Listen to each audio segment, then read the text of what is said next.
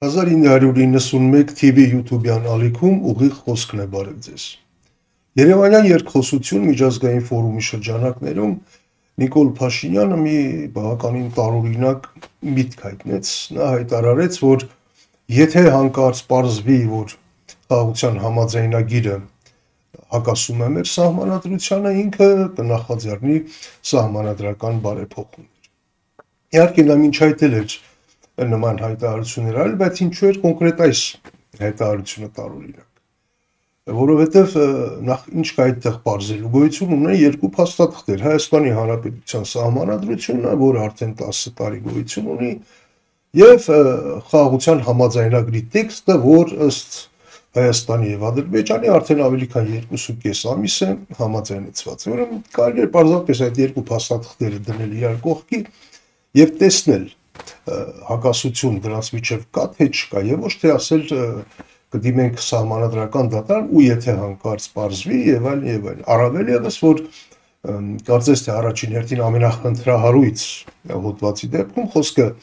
անկախության հռչակագրին հղումն է մեր սահմանադրության նախաբանում, որը Ադրբեջանը ներկայացնում է որպես իր նկատմամբ տարածքային հավակնություն, եթե խոսքը դրա մասին է, ապա նախ մեր սահմանադրական դատարանը արդեն իսկ դրան գնահատական է տվել, արդեն իսկ արձանագրել է, որ դա որևէ կերպ Հայաստանի կողմից որևէ այլ երկրի նկատմամբ տարածքային պահանջ չի պարունակում։ Սա մեկ, երկրորդն էլ, եթե հավատանք Հայաստանի իշխանություններին, արդեն արձանագրվել է, որ կողմերը, այսինքն Հայաստանը եւ Ադրբեջանը, չեն կարող հղում անել իրենց ներքին օրենսդրությանը եւ դա պատճառաբանել եւ դրանով պատճառաբանել խաղաղության համաձայնագրի չկատարել։ Այսինքն, եթե անգամ այդպիսի բան կա, դա չի կարող ազդել խաղաղության պայմանագրի վրա։ Ուրեմն, եթե սա չկա, ի՞նչն է պատճառը, որ Նիկոլ Փաշինյանի այս ռետորաբանությունը փոխվում է։ Ինչ եմ ասում փոխվում է, որովհետեւ մինչեւ հիմա Նիկոլ Փաշինյանի դիրքորոշումը սա էր։ Դա խաղաղության համաձայնագիրը մեր սահմանադրությանը ընդհանրապես չի հակասում, այդտեղ խնդիր չկա, բայց եթե Ադրբեջանը համարում է, որ կա, ոչինչ։ Մենք դրան էլ կգնանք, այդ կփոխենք անպայման սահմանադրությունը, այսինքն այդ մահանայից էլ կպրծնենք, կոպիտ ասած, սա էր ասած, այսինքն հակասություն չկա, բայց եթե պետք է այդ զիջմանը նույնպես կգնանք։ Հիմա հանկարծ փոխվում է, չի ասում դրա կարիքը չկա, բայց կանենք։ Հիմա ասում է, եթե հանկարծ պարզվի, որ իսկապես հակասություն կա։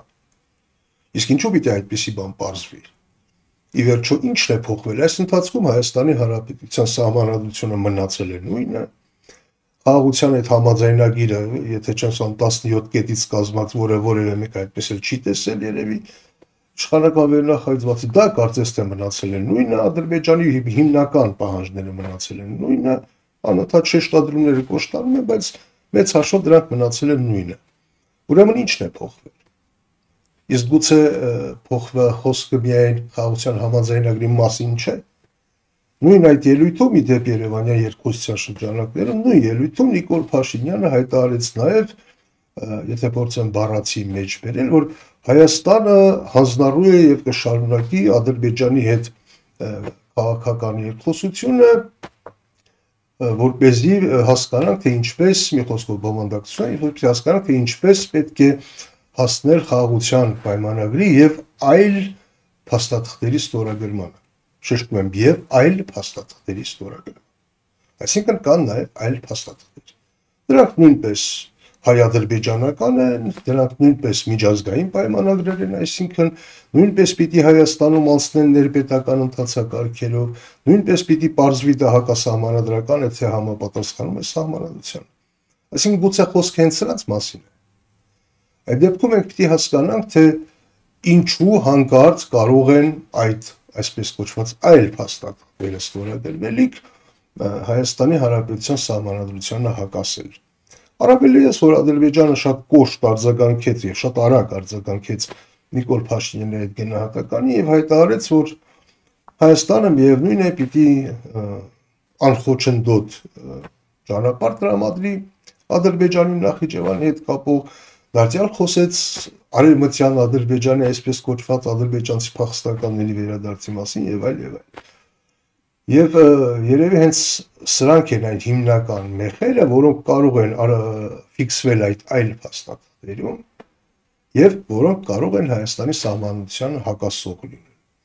Փորձենք մի քանի կետերով ներկայացնել։ Առաջինը հենց նույն այդ անխոչնդոտ հաղորդակցությունն է Ադրբեջանի հիմնական մասի եւ Նախիջևանի միջեւ։ Եթե դա լինելու է անխոչնդոտ հաղորդակցություն, ապա ակնհայտ է, որ դրանով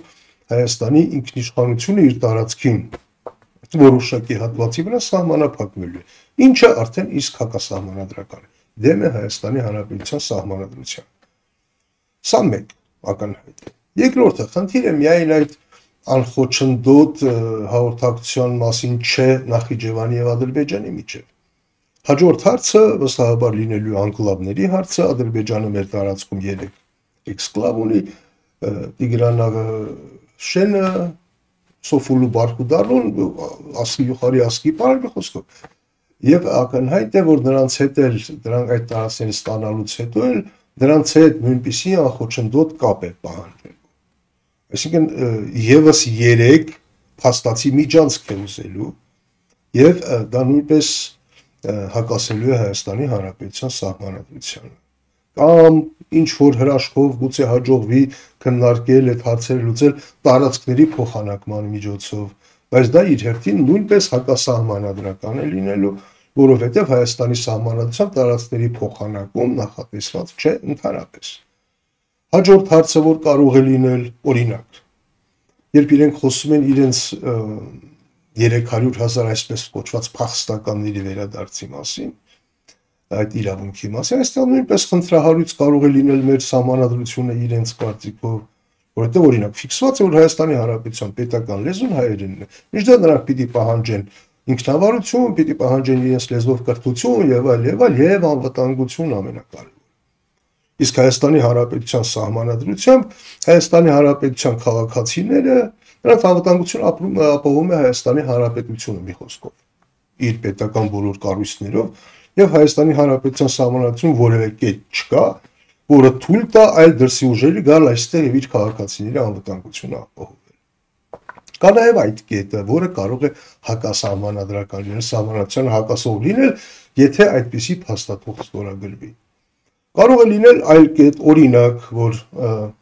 Ադրբեջանը պահանջում է, որ վերահսկողություն սահմանել Հայաստանի զինված ուժերի վրա, ինչ որ քվոտաներ, մշտական վերահսկողություն, դա նույնպես ակնհայտորեն Հայաստանի Հանրապետության սահմանադրությանը հակասում է։ Այստեղ նույնպես կարող է այդպիսի կետ լինել, ի վերջո ռեպարացիաների հարց կարող է լինել եւ այլն, բազմաթիվ այսպիսի խնդիրներ կան, ել չեմ ասում այնպիսի հարցերի մասին, օրինակ, մեր սահմանադրության պետական խորհրդանիշների մասին հոդվածը, եթե չեմ տան 13-րդ հոդվածն է, գուցե սխալվում եմ, բայց հստակ նշված է, որ Հայաստանի Հանրապետության զինանշան նկարագրությունը կա, չէ, Արարատ լեռը եւ այլն։ Ադրբեջանը սա էլ է պահանջում, որ դա չլինի, Հայաստանը փոխի զինանշան, դա նույնպես հակասում է Հայաստանի Հանրապետության սահմանադրությանը։ Նույնը կարող է լինել մեր սահմանադրության մեջ ամրագրված, օրինակ Հայաստանի եւ Սփյուռքի հարաբերությունները, ինչը նույնպես Ադրբեջանը անընդհատ